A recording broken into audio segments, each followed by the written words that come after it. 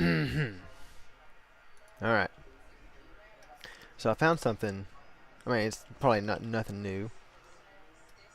Time consuming. But I found something. I bought a stack of silk cloth for one silver 78, and it only got as high. I bought all the silk on the auction house. The highest price per one that I bought was 1 silver and 88 copper. You turn it into a silk bandage, that vendors for 2. I mean, you could sell it, but then you got the auction house taking it out. So if you just vendor it, and I have gone from, in the last 12 hours, I have gone from 2 gold up to, I think I was at 6 when I went and bought all this. No, I think I was at 4. I'm not sure. But, oh, it's time consuming. It takes time. But yeah. I guess this is what I'm doing until the tournament.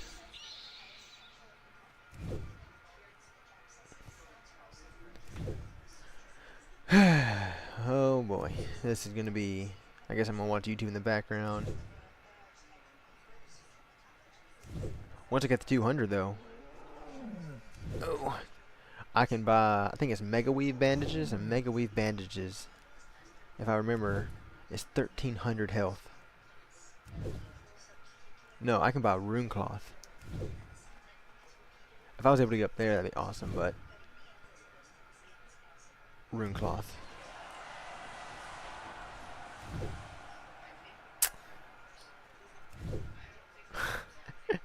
How much is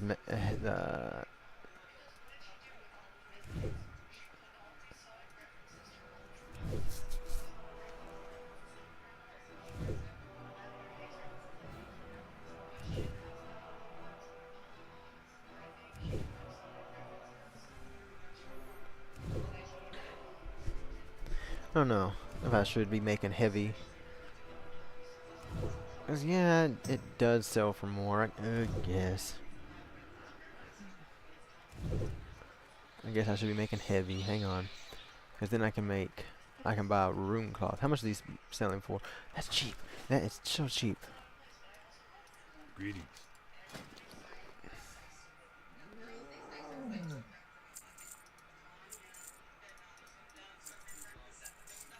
Look at that. Back up to 3 gold. And I mean, this is just how I've been making my money. I can't believe I haven't got to 200 yet.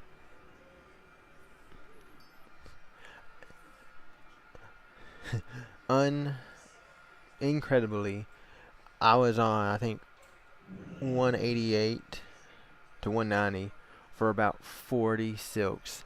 I've never seen RNG that bad. If I was making those for level, I'd probably kill myself. Not gonna lie. Alright. So I need to make... Come on. How much is that book? I think it's 64 silver. Shit. I need to look up manual. Oh, there it is. 69 silver. Not that bad. Okay, let's go. Running low, dwarf.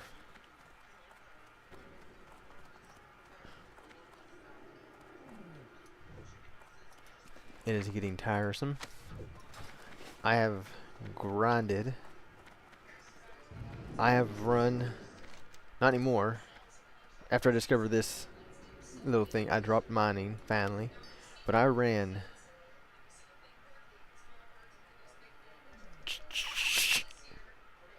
12 hours straight once, a few days, yesterday. You know how mind-numbing this is? Right there. I spent, I think last night, 4 hours here, just running this, picking up silk.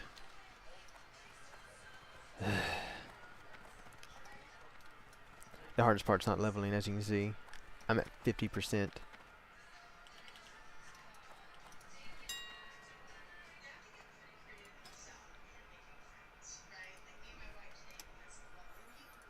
Look at that. More silk. And I can buy them till they get to 2 silver.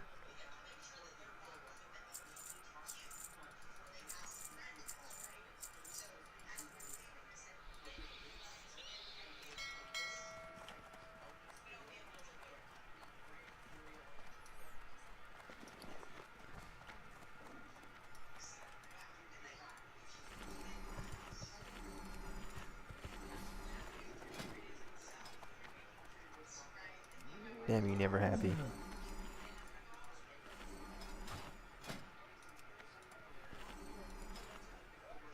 Come on, buddy. I know there's a delay, but come on. Look, I spent a lot of time fishing for the one ring.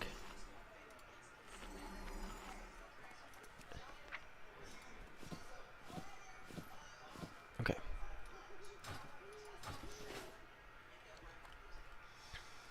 Let me make sure.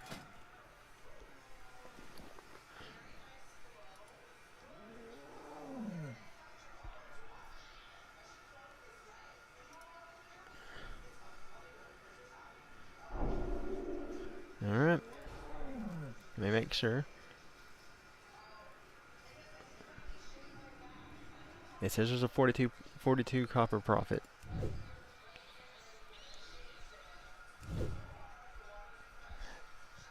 But like I said, this is what I'm going to be doing to the tournament. I'm going to stream myself doing it for a little while. Just to prove. Because I don't want to show up at the tournament, pop out a heavy silk, pop out a rune cloth, or something else. Like, I got this little baby planned out. I need to upgrade these.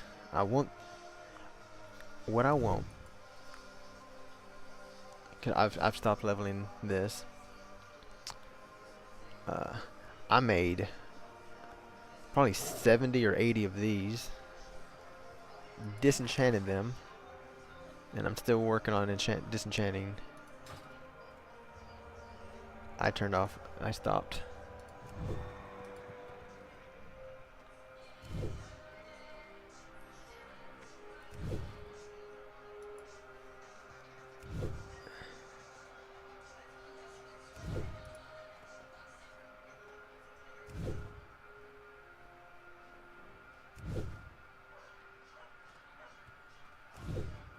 Can't believe it. This is gonna be great. I'm gonna need some of these as well, just in case.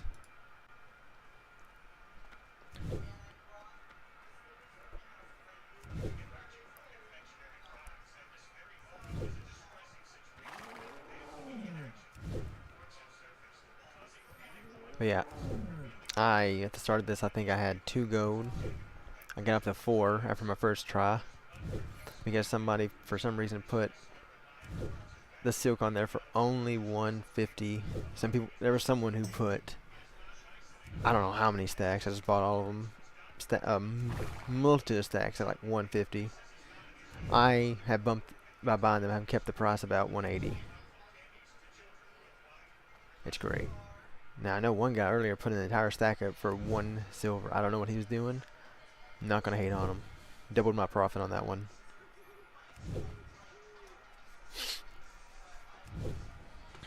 Oh, it's gonna be great. Because now I can I've not been looking forward to grinding. I was not looking forward to another run of a copper ore. I was not looking forward to it. But here we are.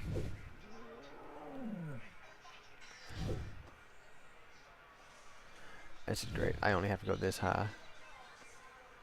Heals 2,000 damage. My max health should only be 500, 600 max by the time the tournament starts.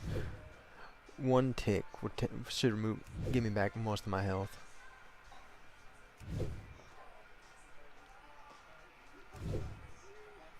Look at this. $80. I can finally get rid of that.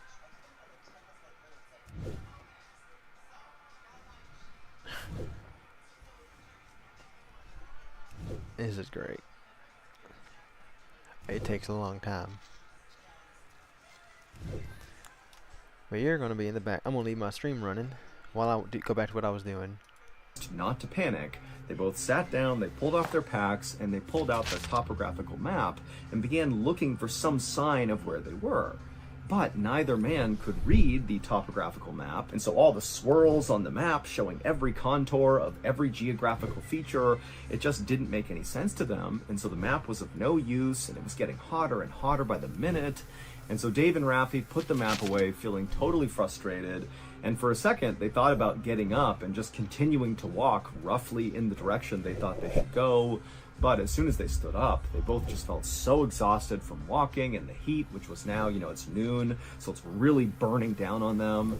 And so the two men just walked over to the edge of a canyon wall where some shrubs were kind of hanging off the wall, providing a little bit of shade. And the two men just plunked down right underneath this shade, and they just sat there in silence.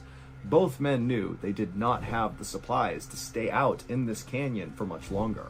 They certainly didn't have enough water, which now really was starting to feel like a huge oversight. But luckily, as they're just sitting there, these huge storm clouds rolled in, and for a very short amount of time, there was this incredible downpour of rain.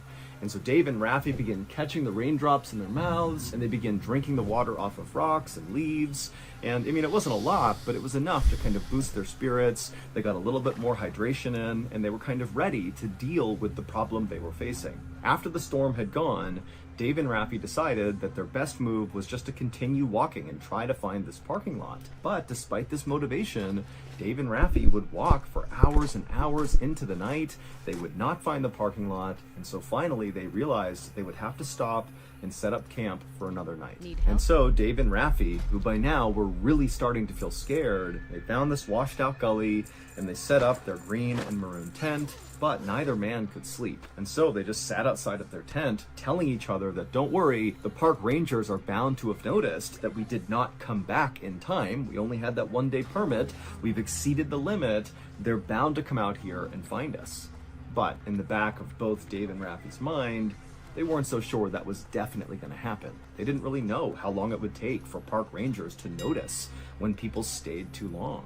But as Dave and Raffi were speaking, they suddenly noticed far off in the distance something that looked like headlights, like on a car, and it was moving across the horizon. And both Dave and Raffi thought, wait a minute, that's got to be a road right there. All we have to do is go to that road and we're saved. We don't need the park rangers to come rescue us. And so suddenly Dave and Raffi were filled with hope, and they forgot about how thirsty and hungry they were, and they just crawled into their beds and they fell asleep almost immediately because all they wanted to do was get to the next morning where there'd be daylight so they could hike out and get to that road and get back home. Dave and Raffi woke up early the next morning, and they were very eager to get up and start making their way towards this road, but instead of packing up their campsite and bringing it with them, they decided instead to leave their campsite and leave behind a journal that had some information about who they were and what they were doing in case park rangers came looking for them. And so Dave pulled out a journal from his pack,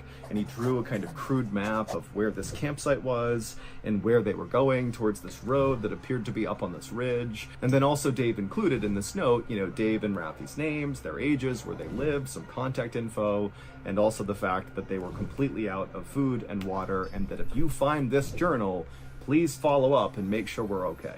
And so after leaving behind this journal at the camp,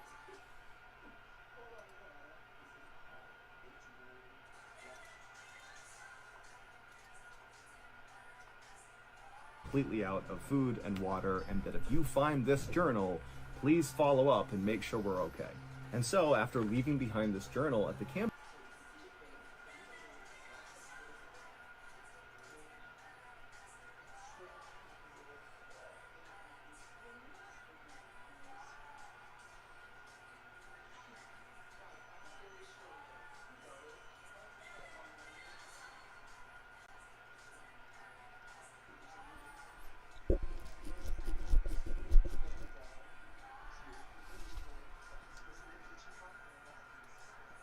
If I asked you to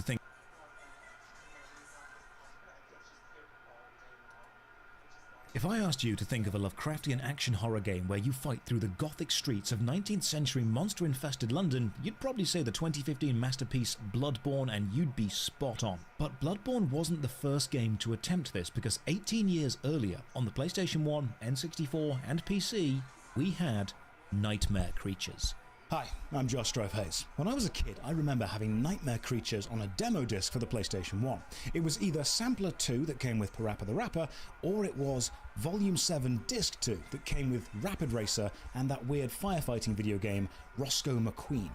At the time, Nightmare Creatures terrified me as a kid. The atmosphere, the enemies, the sound effects, I was way too scared to even finish the demo level. But now, I am very slightly braver. So let's go back to 1997 and save London. I will critique the mechanics, the movement, the combat, the environmental interaction, and then I'll have a look at the hidden play as a monster mode, and then answer the very simple question: Nightmare Creatures, was it actually any good? As usual, a massive thank you to all the supporters on Patreon, YouTube and Twitch who keep this channel alive. More information on how you can support at the end. For now, let's begin.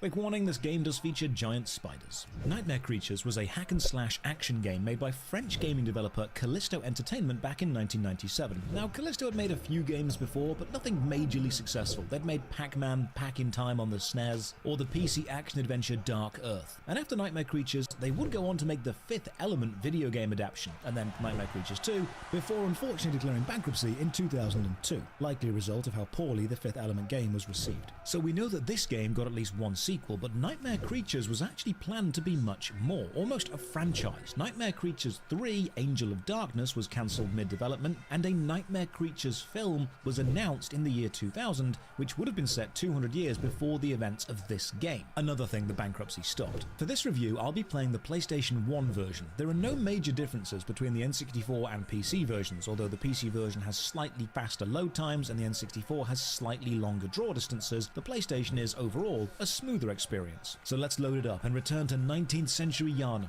London, to meet the crazed scientist, Adam Crowley. He works alone, his hands defiling the bodies of the dead in his thirst for knowledge and power.